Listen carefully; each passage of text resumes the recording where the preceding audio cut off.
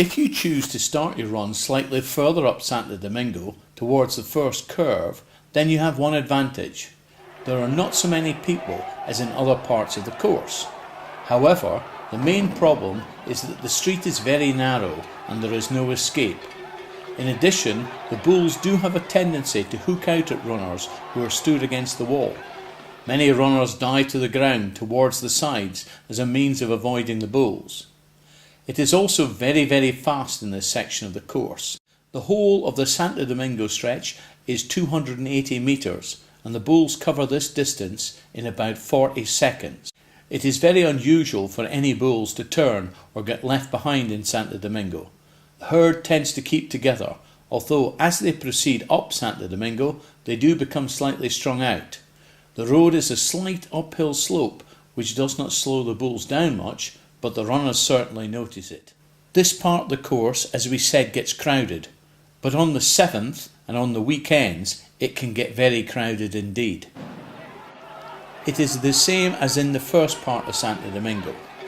When you're running here, you have to plan your actions in advance, as only the most experienced runners have the knowledge and timing to react to how the bulls are running.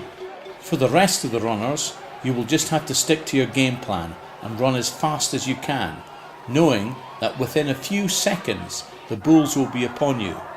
If you take off running as a rocket goes off, you'll make it a good 30 or 40 metres up the course before the bulls are upon you.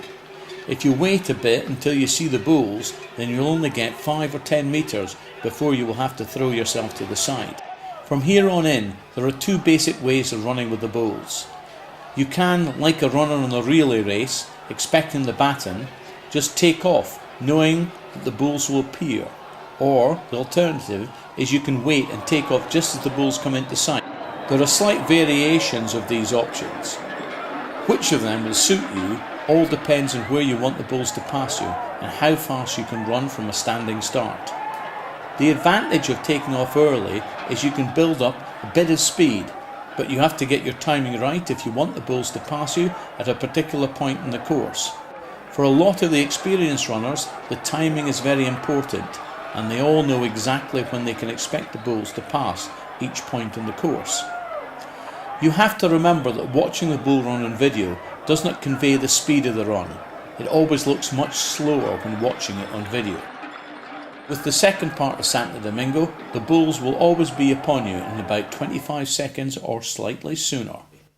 This part of the course is probably not a good place for the first timer.